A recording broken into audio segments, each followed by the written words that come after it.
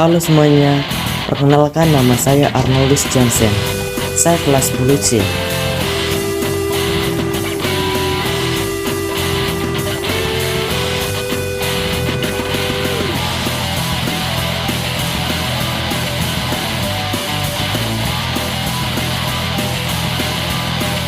Kali ini saya akan membahas materi tentang proses masuk dan berkembangnya kebudayaan Islam di Indonesia.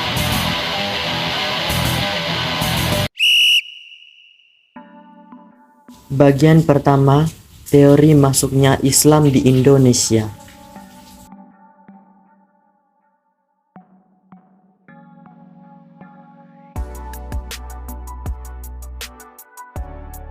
Terdapat 6 teori yang menjelaskan bagaimana proses masuknya Islam di Indonesia.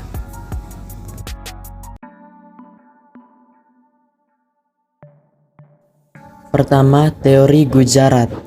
Ilmuwan Belanda seperti Pisnapel dan Mokwete yang mengatakan bahwa yang membawa agama Islam ke Indonesia ialah orang-orang Arab yang sudah lama tinggal di Gujarat di India. Menurut mereka, Islam masuk ke Indonesia sejak awal abad ke-13 Masehi bersama dengan hubungan dagang yang terjalin antara masyarakat Nusantara dengan para pedagang Gujarat yang datang dengan jalur Indonesia, Cambai, Timur Tengah, Eropa.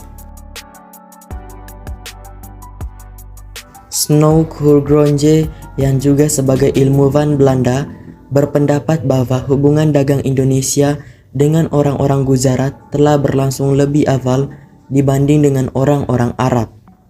Teori masuknya Islam di Indonesia yang dicetuskan Kurgronje dan Pisnapel ini didukung oleh beberapa bukti. Bukti yang pertama yaitu batu nisan Sultan Samudra Pasai Malik As-Saleh tahun 1297 dan batu nisan Syekh Maulana Malik Ibrahim di Gresik memiliki kesamaan dengan batu nisan yang berada di Cambai. Bukti yang kedua juga bersumber dari keterangan Marco Polo dari Venesia, Italia yang pernah singgah di Perlac, Perureula tahun 1292. Ia menceritakan bahwa di Perlac sudah banyak penduduk yang memeluk Islam dan banyak pedagang Islam dari India yang menyebarkan ajaran Islam.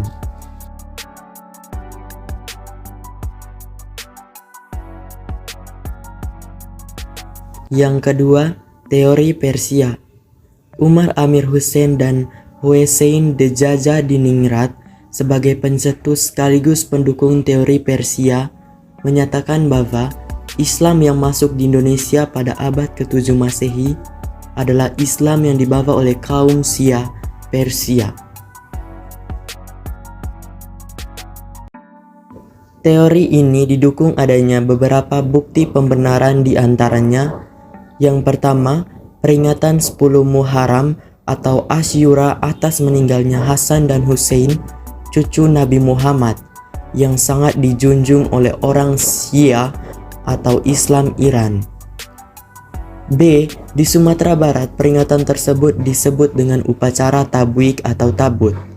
Sedangkan di Pulau Jawa ditandai dengan pembuatan bubur syuro. Yang ke-C, kesamaan ajaran Sufi. Yang ke-D, penggunaan istilah Persia untuk mengeja huruf Arab. Yang ke-E, kesamaan seni kaligrafi pada beberapa batu nisan. Yang ke-F, bukti maraknya aliran Islam Syiah khas Iran pada awal masuknya Islam di Indonesia. Dan yang terakhir yaitu adanya perkampungan Leren atau Leran di Giri daerah Gresik.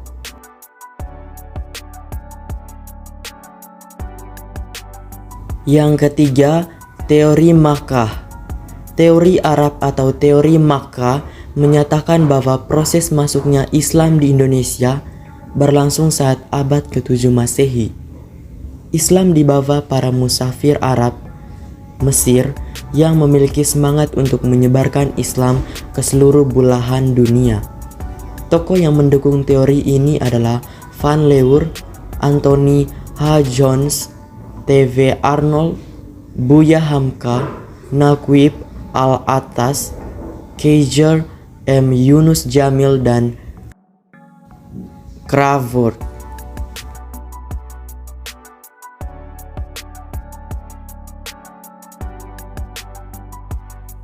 Teori ini didukung oleh beberapa bukti.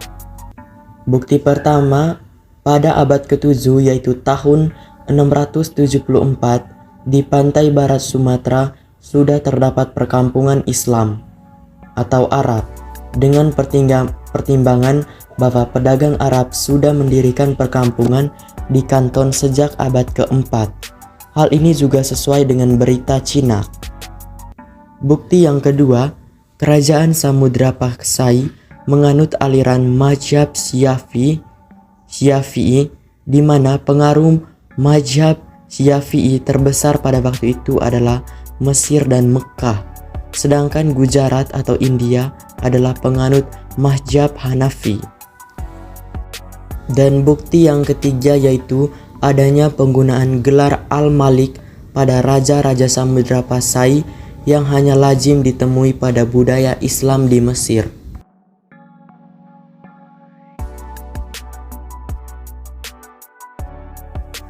Teori yang keempat yaitu teori India.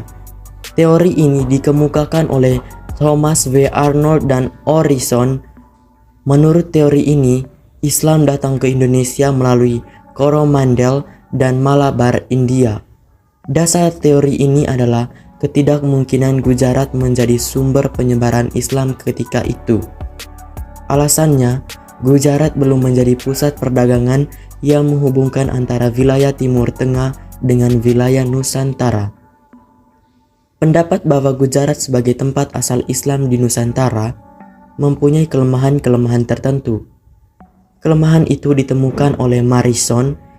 Ia berpendapat bahwa meskipun batu-batu nisan yang ditemukan di tempat-tempat tertentu di Nusantara boleh jadi berasal dari Gujarat atau dari Bengal, itu tidak lantas berarti Islam juga datang berasal dari tempat batu nisan itu diproduksi. Morrison mematahkan teori Gujarat ini dengan menunjuk pada kenyataan bahwa pada masa Islamisasi Samudra Pasai yang raja pertamanya wafat tahun 1297 Masehi, Gujarat masih merupakan kerajaan Hindu. Baru setahun kemudian, tahun 1298, Kambai, Gujarat ditaklukkan kekuasaan Muslim. Jika Gujarat adalah pusat Islam yang dari tempat itu para penyebar Islam datang ke Nusantara, maka pastilah Islam telah mapan dan berkembang di Gujarat sebelum kematian Malik al-Saleh, yakni sebelum tahun 698 atau 1297. Morrison selanjutnya mencatat, meski Laskar Muslim menyerang Gujarat beberapa kali, Raja Hindu di sana mampu mempertahankan kekuasaannya hingga 1297. Mempertimbangkan semua ini, Morrison mengemukakan pendapatnya bahwa Islam di Nusantara bukan berasal dari Gujarat, melainkan dibawa oleh para penyebar Muslim dari pantai Coromandel pada akhir abad ke-13.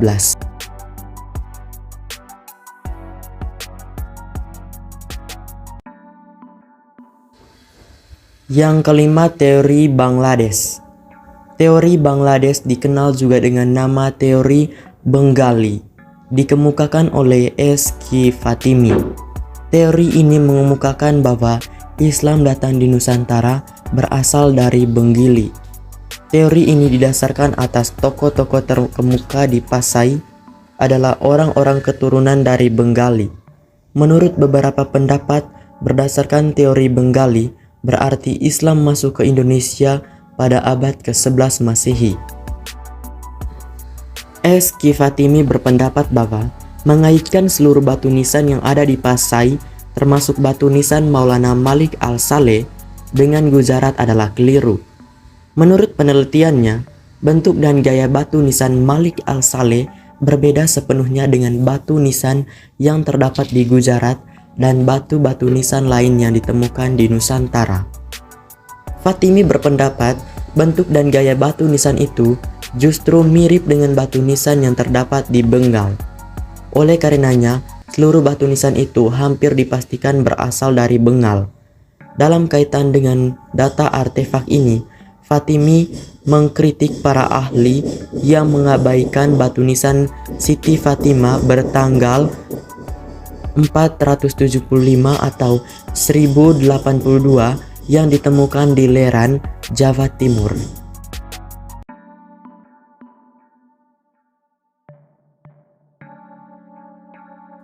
Yang terakhir, teori Cina. Teori Cina yang dicetuskan oleh Slamet Mulyana dan Sumanto Al-Qurtubi menyebutkan bahwa Islam masuk ke Indonesia karena dibawa perantau Muslim Cina yang datang ke Nusantara.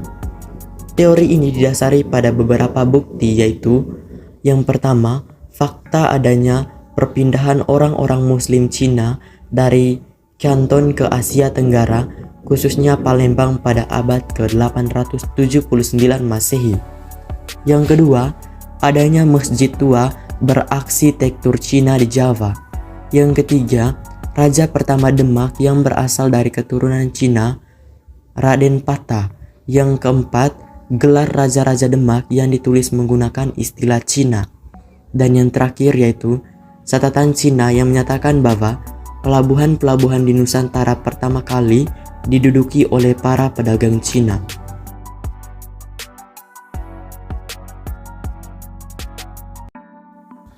Bagian kedua, Kerajaan Islam di Indonesia. Yang pertama, Kesultanan Samudra Pasai.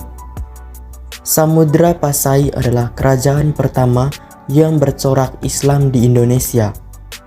Letak geografis kesultanan ini terletak di pantai utara Aceh, pada muara Sungai Pesangan, Pasai.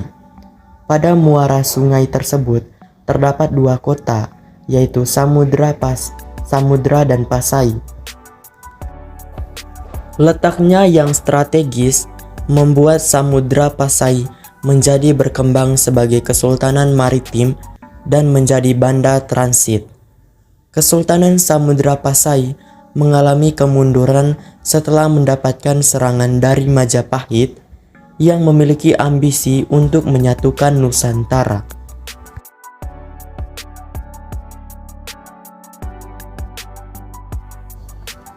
Yang kedua, Kesultanan Mataram Islam. Kesultanan Mataram Islam terletak di daerah Jawa Tengah bagian selatan dengan pusatnya di Kota Gede. Masa kejayaan Mataram Islam dicapai oleh Raden Mas Rangsang yang bergelar Sultan Agung Hanyokrokusumo. Pencapaian yang dihasilkan oleh Sultan Agung antara lain dapat menundukkan para bupati yang tidak mengakui kekuasaan pusat Mataram, menyusun kitab undang-undang Surya Alam yang merupakan percampuran antara hukum Islam dan adat istiadat Jawa.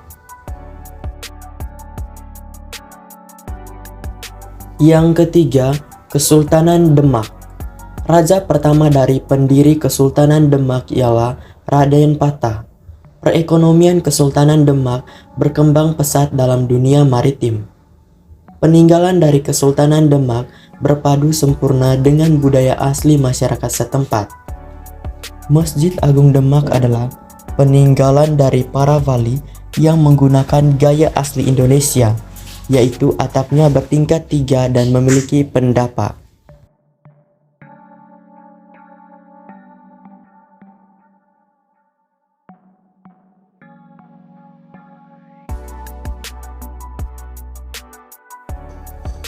Yang keempat, Kesultanan Gua-Talo.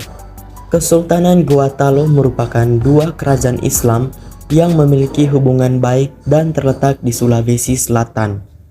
Kedua kerajaan tersebut dikenal sebagai Kerajaan Makassar. Kehidupan ekonomi masyarakat Kerajaan Makassar bertumpu pada sistem kelautan yang dimilikinya. Kehidupan budaya masyarakat Makassar sangat dipengaruhi oleh keadaan Kerajaan Makassar yang bertumpu pada sistem maritim. Hasil kebudayaan Gua-Talo adalah alat penangkap ikan dan kapal pinisi. Sampai sekarang, kapal pinisi dari Sulawesi Selatan menjadi salah satu kebanggaan bangsa Indonesia. Selain itu, seni sastra yang dikembangkan oleh Kesultanan Gua Talo ialah kitab lontar.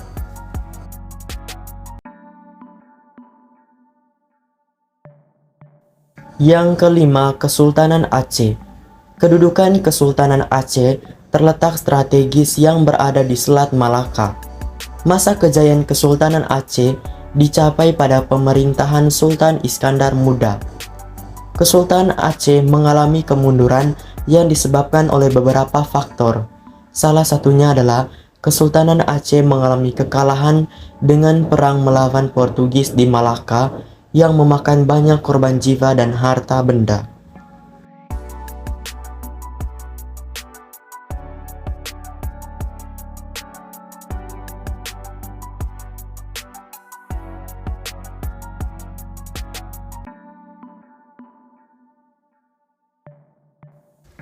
Yang keenam, Kesultanan Banten. Setelah Fathahillah berhasil merebut Sunda Kelapa pada tahun 1527, daerah Banten dikembangkan sebagai pusat perdagangan dan persebaran agama Islam. Penyebaran agama Islam dan perdagangan berkembang melesat pada masa pemerintahan Hasanuddin. Peristiwa kemenangan Sultan Haji dalam perang saudara dengan Sultan Ageng Tritaesa menjadi penanda berakhirnya kejayaan Kesultanan Banten.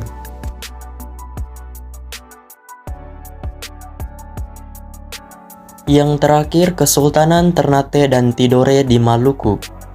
Letak geografis kerajaan Ternate dan Tidore terletak di sebelah barat Pulau Halmahera, Maluku Utara. Tanah Maluku disebut sebagai The Speech Island, sebab Maluku memiliki kekayaan rempah-rempah yang dikenal di dunia internasional. Pertikaian yang terjadi antara kerajaan Ternate yang dibantu Portugis dan kerajaan Tidore yang dibantu Spanyol menyebabkan Paus turun tangan dan mengadakan perjanjian untuk perdamaian. Perjanjian tersebut bernama Perjanjian Saragossa yang berisi Spanyol harus meninggalkan Maluku dan Portugis tetap dapat melaksanakan kegiatannya di Maluku.